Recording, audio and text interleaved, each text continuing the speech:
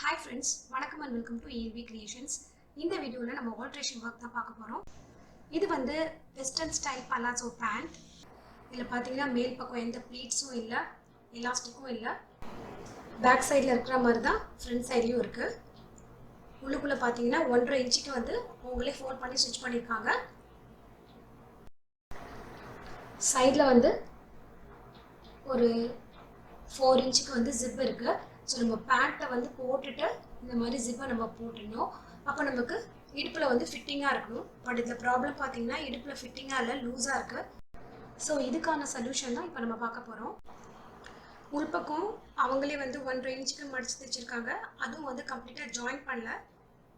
So இதில் பார்த்தீங்கன்னா அங்கங்கே 4 சைடில் மட்டும் தான் ஜாயிண்ட் இருக்குது. அதுலேயும் வந்து இந்த பக்கம் விரல் விட்டு அந்த பக்கம் நுழையுது. ஸோ இந்த சென்டரில் ஓப்பனில் தான் இருக்குது. ஸோ இது உள்ள நாடா இன்சர்ட் பண்ணிவிட்டு அப்படியே இந்த ஓரத்தில் அப்படியே ஸ்டிச் பண்ணி கூட ஃபினிஷ் பண்ணிடலாம். பட் நாடா உள்ளே இன்சர்ட் பண்ணி வெளியே எடுக்க நமக்கு ஹோல் இல்லை. ஸோ நமக்கு தேவையான அளவுக்கு இங்கே நம்ம ஹோல் க்ரியேட் பண்ணிவிட்டு அப்புறம்னா நம்ம வந்து நாடா இன்சர்ட் பண்ணிக்கலாம். ஒன்று நம்ம இந்த விதத்தில் பண்ணலாம், இல்லைனா ட்ரெஸ்ஸை போட்டுட்டு ஹிப்பில் எங்கே வந்து நம்ம கொக்கி வச்சா டைட்டாக இருக்குமோ அதை நோட் பண்ணிவிட்டு அந்த இடத்துல நல்லா பேண்ட்டுக்கெலாம் யூஸ் பண்ணுற ஹூக் வச்சு நம்ம ஸ்டிச் பண்ணிடலாம். அது இன்னுமே ஈஸியான மெத்தட். பட் இங்கே வந்து ரொம்ப லூஸ் இருந்ததுன்னா இது இந்த அளவு நம்ம வந்து க்ளோஸ் பண்ணாக்கா இந்த பேண்ட்டில் வந்து சைடில் இந்த அளவுக்கு இவ்வளோ மடிப்பு இருக்கும். இந்த இடத்துல இந்த அளவுக்கு மடிப்பு இருந்தால் அது வந்து அந்த அளவுக்கு லுக் இருக்காது. ஷார்ட் டாப்லாம் போடும்போது அந்த அளவுக்கு லுக் இருக்காது. ஸோ அதனால நம்ம வந்து நாடா இன்சர்ட் பண்ணுற மெத்தட் தான் பார்க்க போகிறோம். இப்போ நாடா இன்சர்ட் பண்ண போகிறோன்றதுனால இந்த ஜிப்பை வைக்கணுமா வைக்க வேணாமான்றது டிசைட் பண்ணணும். ஸோ இந்த பேண்ட்டை வந்து ஜிப்பை இவ்வளோ அளவுக்கு க்ளோஸ் பண்ணிவிட்டு மேலே மட்டும் இந்த 1.5 இன்ச்சுக்கு விட்டுட்டு இந்த அளவுக்கு க்ளோஸ் பண்ணிவிட்டு பேண்ட்டு இடுப்பில் ஏறுதான்னு பார்க்கணும். ஸோ அவங்க ஒல்லியாக இருந்தாங்கன்னா பேண்ட் ஏறிடும். ஸோ நம்ம இந்த ஜிப்பை கம்ப்ளீட்டாகவே ரிமூவ் பண்ணிவிட்டு சைடில் வந்து இந்த அளவுக்கு க்ளோஸ் பண்ணிடலாம், ஸ்டிச் பண்ணிடலாம். இங்கே மட்டும் நம்ம ஹோல் க்ரியேட் பண்ணிவிட்டு நாடா இன்சர்ட் பண்ணிக்கலாம். இன்கேஸ் பேண்ட் ஏறலைன்னா நம்ம கீழே இருந்து இந்த அளவுக்கு ஜிப்பை அப்படியே நம்ம இப்போ இருக்க மாதிரியே யூஸ் பண்ணிக்கணும்.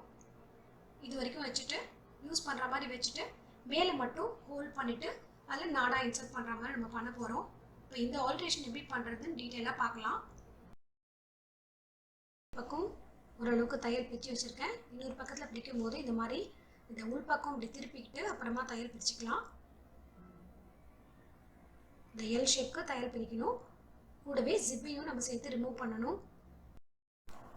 இதை வந்து நம்ம ரொம்ப பொறுமையாக பண்ணணும் தையல் பிரிக்கிறத. ஸோ இதுக்கு தான் நமக்கு டைம் ரொம்ப எடுக்கும். மோஸ்ட்லி நிறைய ஆல்ட்ரேஷன் ஒர்க் வந்து பார்க்குறதுக்கு ரொம்ப சிம்பிளாக இருக்கும். பட் அது செய்யறதுக்கு ரொம்ப டைம் எடுக்கும்.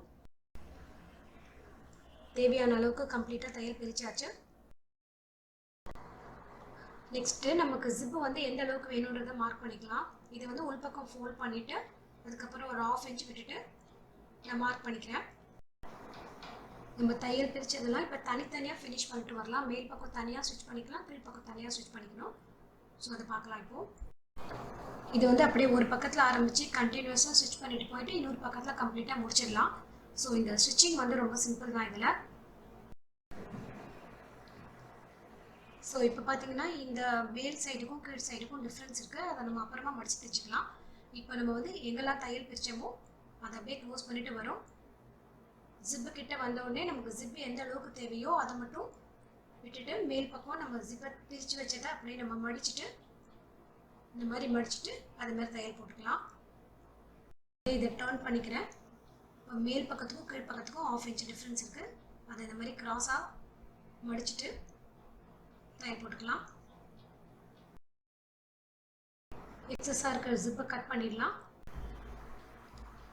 ஸோ இப்போது ஜிப்பை வந்து மேக்ஸிமம் இவ்வளோ தான் மூட முடியும். ஸோ அதே அளவுக்கு இந்த பக்கம் ஜிப்பை மடிச்சுட்டு கீழ்ப்பக்கத்துலேருந்து அப்படியே ஸ்டார்ட் பண்ணலாம். அப்படியே மேல் பக்கம் ஸ்டிச் பண்ணலாம். நம்ம எங்கெல்லாம் தையல் பிரித்தோமோ அதை அப்படியே வந்து கம்ப்ளீட்டாக க்ளோஸ் பண்ணிடலாம். ஜிப்பை வந்து நம்ம இந்த மாதிரி கட் பண்ணணும்னு கூட அவசியம் இல்லை. அதோட ஆக்சஸை வந்து தேவையான அளவுக்கு லிமிட் பண்ணிவிட்டு அப்படியே ஜிப் இருக்கிறத கூட நம்ம வந்து ஜாயின் பண்ணி ஸ்டிச் பண்ணியிருக்கலாம். பட் நான் தையல் பிரிக்கும் போது ஜிப்பும் சேர்ந்து பிரிஞ்சிருச்சு. ஸோ அதனால் நான் அந்த அளவுக்கு தையல் பிரிச்சுட்டு மடிச்சிட்டேன். ஜிப்பு தைச்சிருந்த சைடில் ஈவனாக இல்லை, ஒரு 1/2 இன்ச் எக்ஸ்ட்ரா இருக்குது. ஸோ அது இந்த மாதிரி லைட்டாக மடித்து க்ராஸாக மடித்து ஈக்குவல் ஆக்கிக்கலாம்.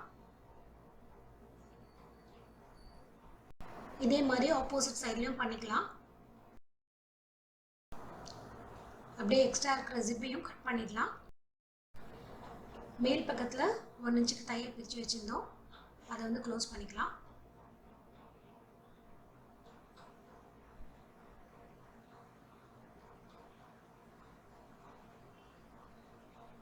அதே மாதிரி இன்னொரு பக்கத்துலேயும் அந்த மாதிரி பிரித்து வச்சுருந்தோம், அதையும் வந்து க்ளோஸ் பண்ணிக்கலாம்.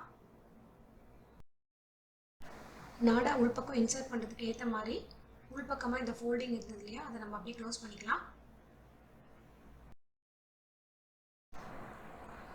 ஆல்ட்ரேஷன் கம்ப்ளீட் பண்ணியாச்சு. ஸோ ஜிப்போட லென்த்தை குறைச்சாச்சு. இந்த அளவுக்கு தான் வந்து ஜிப் வந்து நம்ம ஓப்பன் பண்ணி க்ளோஸ் பண்ண முடியும். அண்ட் இந்த ஹோல்குள்ளே நம்ம வந்து நாடாவும் இன்சர்ட் பண்ணிக்கலாம். இந்த வீடியோ உங்களுக்கு ரொம்ப யூஸ்ஃபுல்லாக இருந்திருக்கும்னு நினைக்கிறேன். Thanks for your love and support. See you all in my next video. Have a great day.